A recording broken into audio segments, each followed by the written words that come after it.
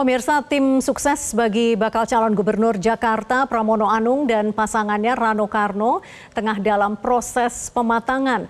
Mereka memberi sinyal bahwa ketua tim ses yang akan ditunjuk bukanlah kader parpol maupun politisi, melainkan public figure. Lantas seberapa ampuh Ketua Tim Ses Pramono Rano mampu memberikan efek positif kepada kandidat yang hanya diusung oleh PDI Perjuangan tersebut? Sudah bersama kami Direktur Eksekutif Parameter Politik Indonesia, Adi Prayitno. Selamat sore, Mas Adi. Selamat sore, Mbak. Mas Adi, katanya bukan kader parpol, bukan juga politisi, tapi public figure. Nah, sejauh mana Pramono Rano ini sedang membidik anak muda sebagai Ketua Tim Ses? Ya, saya kira sebenarnya kalau soal ketua tim ses, saya kira itu memang domain dari PDIP, karena memang pihak-pihak eksternal untuk menebak sebenarnya agak rumit ya, karena banyak sekali analisa-analisa dan argumentasi terkait dengan keputusan politik PDIP, itu kan paling sukar untuk ditebak, karena PDIP itu kan soal veto playernya ada di tangan Megawati Soekarno Putri, bukan berada di yang lainnya. Tapi bagi saya, secara prinsip pilkada itu adalah bagaimana seorang kandidat, baik calon gubernur dan calon wakil gubernur, adalah mereka yang sebenarnya merupakan produk utama yang harus dipromosikan kepada pemilih. Jadi Pramono Anung dan Rano Karno, termasuk calon yang lain, adalah sosok yang sebenarnya menjadi variabel utama dalam menentukan pilihan politik rakyat di bawah. Jadi sehebat apapun tim suksesnya, tapi kemudian calon itu tidak terlampau kuat, maka dia tidak akan dipilih secara signifikan. Tapi ketua tim sukses itu diyakini dia mampu memberikan satu sentuhan-sentuhan pertama dalam konteks untuk mengakumulasi dan mengonsolidasi mesin partai politik. Yang kedua, dia bisa menambah bagaimana basis-basis segmen pemilih yang harus dilibat gandakan. Yang paling penting adalah mendesain bagaimana kampanye politik yang dilakukan oleh calon. Oleh karena itu, ketua tim sukses ini sebenarnya pada level hal-hal yang sifatnya teknis ya, mengorkestrasi bagaimana kekuatan-kekuatan politik sang calon itu bisa dikonsolidasikan. Tapi bahwa ketua tim sukses itu akan misalnya memberikan efek elektoral, itu tentu tidak mungkin. Yang tetap menjadi magnet politik itu adalah Pramono Anung, kemudian Rano Karno, Ridwan Kamil, Suswono, Dharma Pangrekun, dan seterusnya.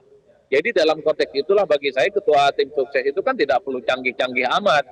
Kalau memang figurnya kuat, figurnya itu elektabilitasnya cukup signifikan, dia dikenal cukup luas dan cukup baik, ya saya kira memang tim sukses itu adalah variabel yang sebenarnya hanya pelengkap untuk mengorkestrasi bagaimana support dan mesin politik itu bisa dikonsolidasikan. Selebihnya tim sukses itu bagi saya ya tidak ada terlampau ada gunanya secara signifikan. Saya kira di situ konteksnya, Pak. Baik, pesannya ditangkap Mas Adi. Nah kalau begitu bagaimana sosok Pramono Anung yang dipasangkan dengan Rano Karno ini bisa menebus problem, katakanlah problem waktu dan juga tingkat keterkenalan begitu untuk memastikan agar menang di DKI Jakarta? Ya saya kira memang Pramono dan Rano Karno harus bekerja ekstra. Jadi kerja-kerja politiknya harus berlipat ganda, karena kalau mau jujur, waktu kampanye yang hanya 2 bulan, tentu ini hanya menguntungkan sosok-sosok yang sejak lama sudah dikenal seperti Ridwan Kamil.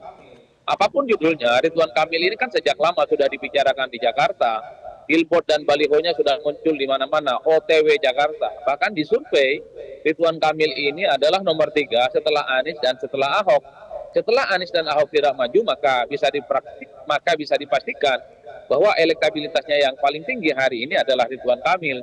Jadi dalam konteks inilah sebenarnya orang seperti Ridwan Kamil yang saya kira popularitas dan elektabilitasnya paling tinggi, kemudian jauh lebih dikenal lebih dahulu ketimbang yang lain, itu diuntungkan dengan sisa kampanye yang hanya sebatas 2 bulan. Oleh karena itu penantangnya Pramono Anung dan Rano Karno, termasuk soal Dharma Pangrekun, dia harus bekerja ekstra, berlipat ganda gitu mesin politiknya untuk diorkestrasi, menambah basis dan dukungan di bawah. Meski begitu harus diakui Pramono dan Rano Karno ini kan tidak ada resistensi, tak ada protes-protes yang sifatnya negatif ya. Ini adalah bekal sosial dan bekal politik yang saya kira ke depan harus diuji apakah nilai-nilai positif yang selama ini mereka miliki akan berdampak secara signifikan terkait dengan elektabilitasnya nanti di tanggal 27 November. Karena pada saat yang bersamaan calon lain seperti Ridwan Kamil juga melakukan kerja-kerja hal yang serupa. Nah yang kedua, kalau kita melihat portofolio Pramono Anung dan Rano Karno, saya kira memang menurut saya rekam jejaknya relatif memadai. Pramono Anung ini adalah mantan anggota DPR 4 periode, dia mantan sekjen PDIP, saat ini adalah menteri yang saya kira juga sangat dekat dengan Pak Jokowi, termasuk Rano Karno adalah mantan elitnya di Banten yang saya kira secara kualitas kepemimpinan, secara kualitas sosok, dua orang ini memang cukup diandalkan. Cuman yang menjadi tantangan adalah ketika kemampuan manajerial Rano Karno dan Pramono Anung, apakah bisa dijual di Jakarta ataupun tidak? Ini yang saya kira memang kerja-kerja politik di bawah yang akan mampu menjelaskan segala-galanya. Bagi saya, 2 bulan adalah waktu yang sangat singkat yang bisa menjadi faktor determinan apakah Pramono dan Rano Karno bisa mencuri perhatian dan bisa menyalip yang lain untuk memenangkan pertarungan. Apa faktor utamanya Mas Adi agar tadi yang Anda sampaikan gagasan atau program strategi yang dijual oleh pasangan Pramono Anung dan Rano Karno ini bisa dibeli oleh masyarakat Jakarta? Ya memang Pramono dan Rano Karno harus mengusulkan ide-ide yang saya kira ide yang tidak biasa. Ide-ide yang saya kira itu rasional dan akan diterima oleh warga Jakarta. Misalnya Pramono dan Rano Karno akan membereskan persoalan banjir dalam waktu 2 tahun misalnya. Persoalan kemiskinan dan kesejahteraan akan selesai dalam waktu 3 tahun kalau mereka menang. Atau misalnya persoalan-persoalan banjir akan tuntas selama 4 tahun kalau mereka sudah memimpin. Kalau ini bisa dipastikan, tawaran-tawaran program yang sebenarnya bisa diukur, saya kira warga Jakarta akan tertarik. Tapi kalau gagasan dan pikirannya juga sifatnya normatif, misalnya atasi banjir, kemacetan, tentang kemiskinan, akses terhadap pekerjaan, tapi tidak ada waktunya kapan itu bisa tuntas, saya kira visi misi Rano Karno dan Pramono Anung ini dianggap seperti visi misi yang lain. Sifatnya normatif, sifatnya mengambang, dan tidak ada time schedule yang bisa dijadikan sebagai ukuran kapan mereka ini akan menuntaskan persoalan-persoalan utama di Jakarta. Kalau saya berharap Pramono dan Rano Karno mampu memberikan janji politik kepada rakyat Jakarta. Mereka misalnya mengatakan dalam waktu 3 tahun tentang banjir, tentang kemiskinan, tentang kemacetan, itu selesai dan beres. Kalau itu bisa dilakukan sebagai salah satu kontrak politik dengan warga Jakarta, rasanya kampanyenya akan menjadi pembeda dengan yang lainnya. Bagaimana mengolah pemilih Gen Z, Mas Adi? Apa yang harus dilakukan begitu untuk menarik atau memenangkan hati mereka? Ya, Gen Z per hari ini sebenarnya adalah mereka yang punya 3 problem serius ya. Pertama adalah akses terhadap pekerjaan, yang kedua persoalan mereka terkait dengan pendidikan, yang ketiga problem mereka adalah terkait dengan kesehatan. Kalau para calon yang bertanding di Jakarta, termasuk Pramono dan Rano Karno, memberikan satu sentuhan yang realistis, satu sentuhan yang membuat galangan Gen Z ini yakin dengan calon ini, maka saya kira Gen Z pun akan memilih.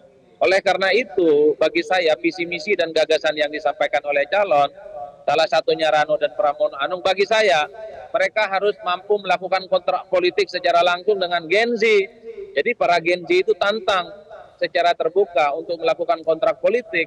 Kalau itu yang dilakukan, saya kira Gen Z ini akan memberikan dukungan politik. Nah yang kedua, kemasan-kemasan visi misi, program kerja, janji politik, itu memang harus disampaikan dengan bahasa-bahasa anak-anak muda sekarang.